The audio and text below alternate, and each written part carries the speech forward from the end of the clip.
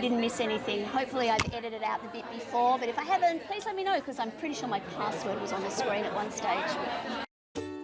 Okay, let's come back together. Chances are, if you're talking to somebody and they're awesome, you'll get that opportunity again. Good, you're following me, thank you. Okay, so that's going to help me learn your names, believe it or not. The more you know each other's names, the better. Okay, hopefully you've logged in now. Hopefully that is actually available to you. I might need to hit one more button before it is. But what I would like you to think about is, what was the last contract you entered into about? What was the subject matter? Perfectly okay to say I've never entered into a contract in my life before. That might be the case. But any kind of contract. So if you can just get them up there, let's have a look. By the way, this is anonymous, and by the way, I am, like I said, I'm poor. There's things the university doesn't pay for. It includes this application, and so only the first 40 of you will get in. So work quickly. Don't think too hard. We'll have a look at what the options are. So I'm going to move you, my students, from, sorry. I'm assuming then, hopefully if I stand in the right place, you can kind of see the blackboard too. Let's see, whiteboard. Okay, this is where I need a screen directly opposite me so I can see it as well. Oh, somebody got married. Where are you? Come on. Oh, that's right. That's happening on my other screen. This, again, my fancy pointer. I'm coming in with all my tech, so like to bamboozle you, to make you like me, and it's not working. So, design documentation of a green rooftop for Melbourne's largest CBD shopping centre. Wow. Can we go and have our class on your green rooftop, whoever you are? How cool would that be? It's CBD. We can do that. Is there beer? Anonymous. Oh, damn it, anonymous. Okay, so we got some pretty big things in there. Getting married, gym membership, new mortgage, got a phone, New York Times subscription.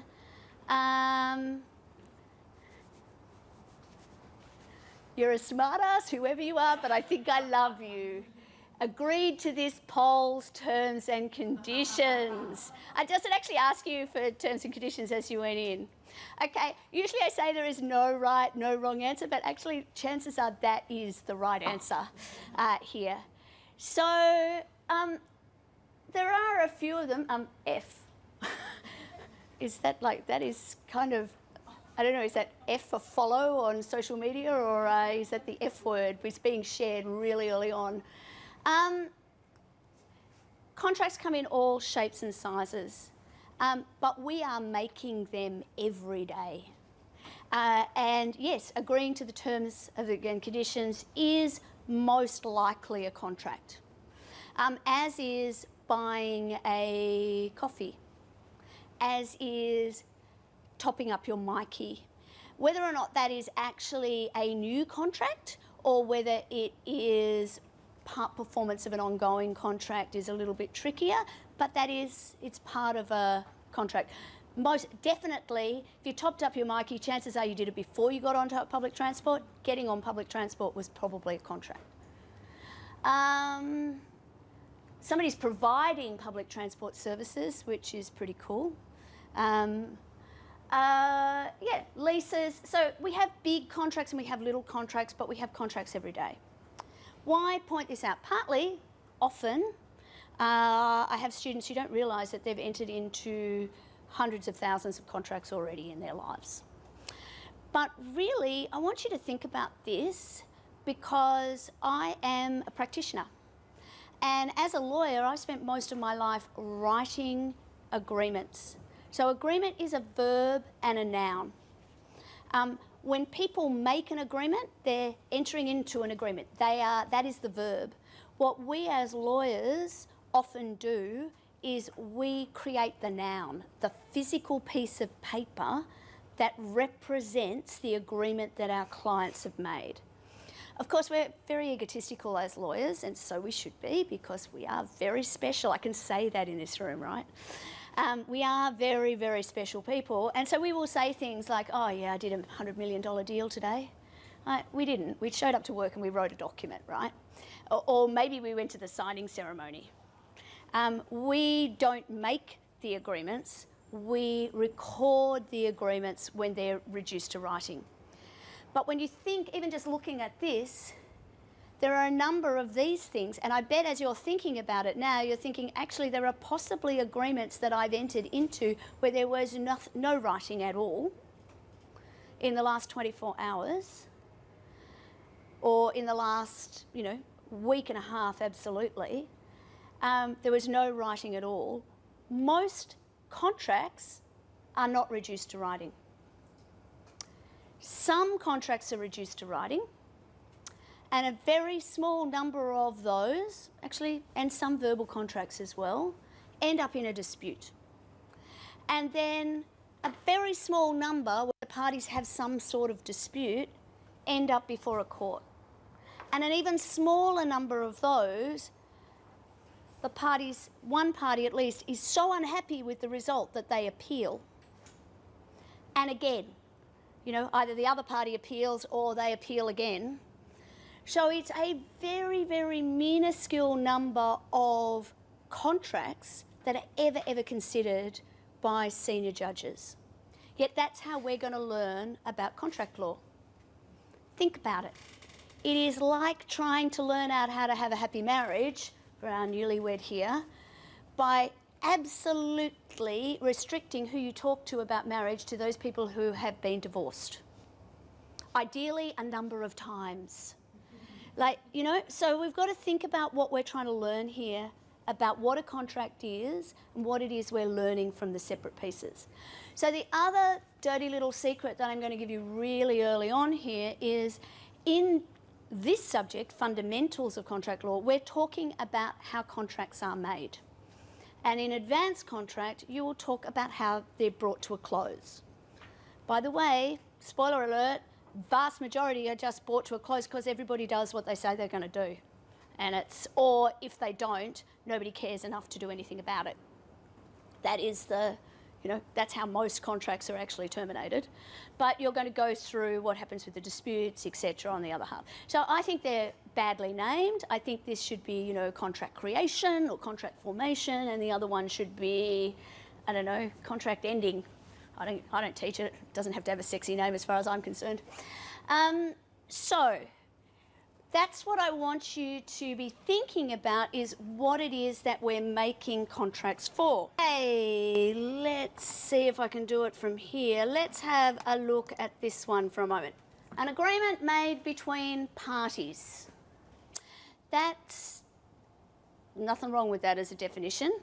Contract and agreement are effectively synonyms, right? So from a legal drafting perspective, we would say that's circular. So a contract is a contract.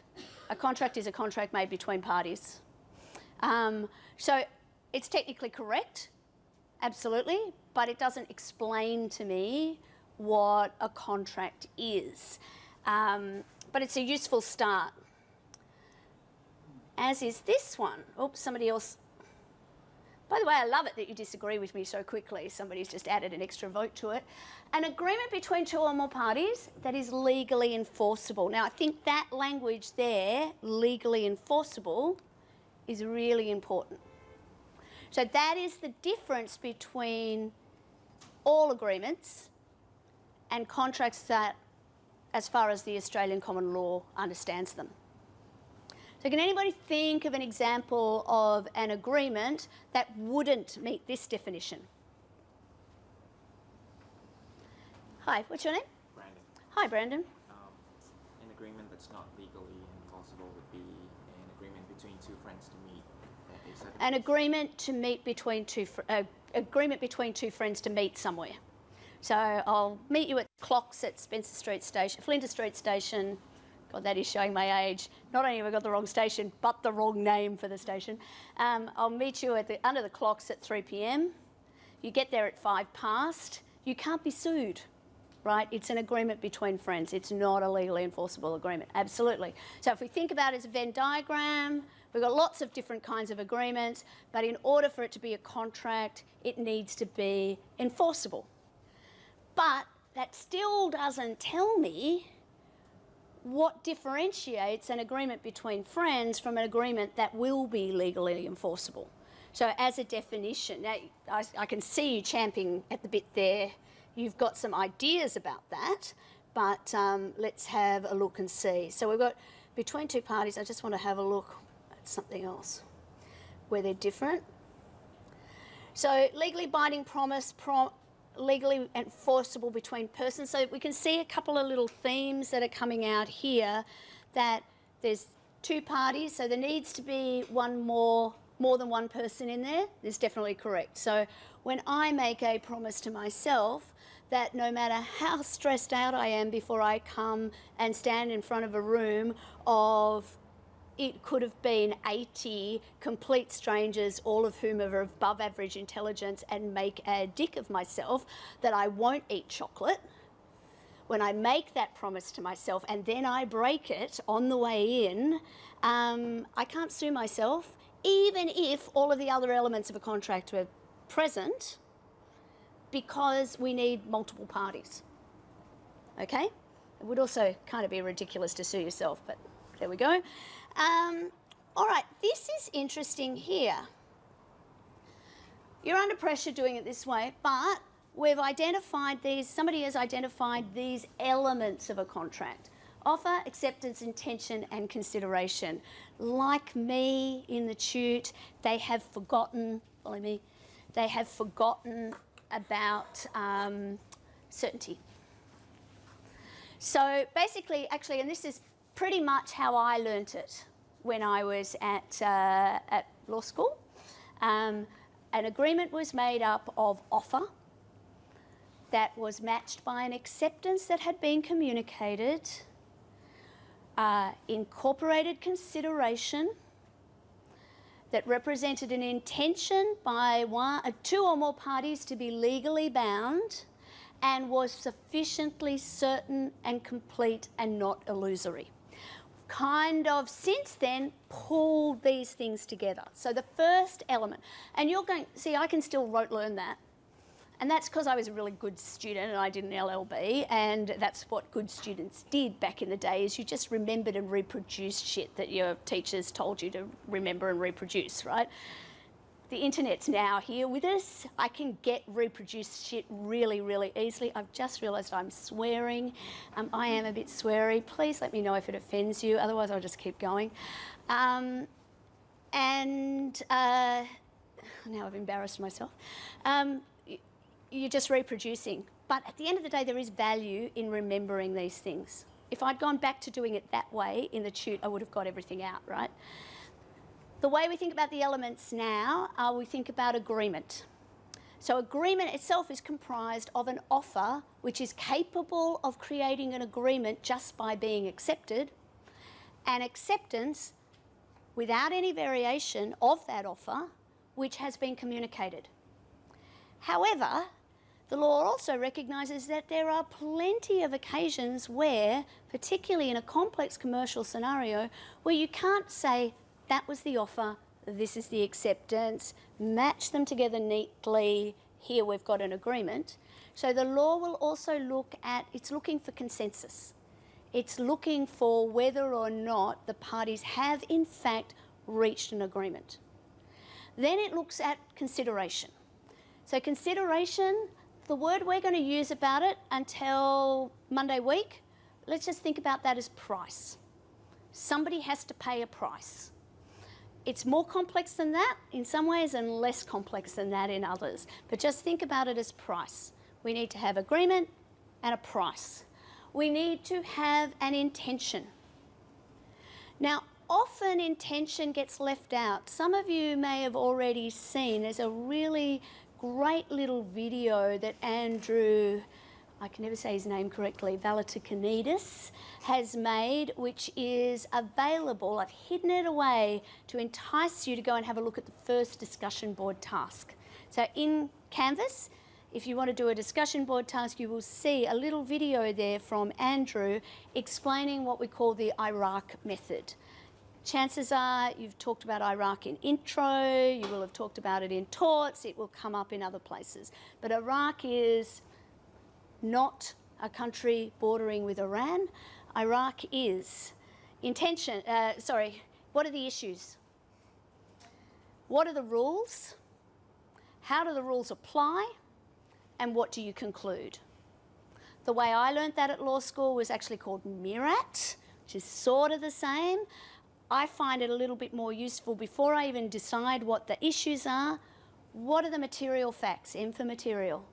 What are the important things that went on that I need to pay attention to?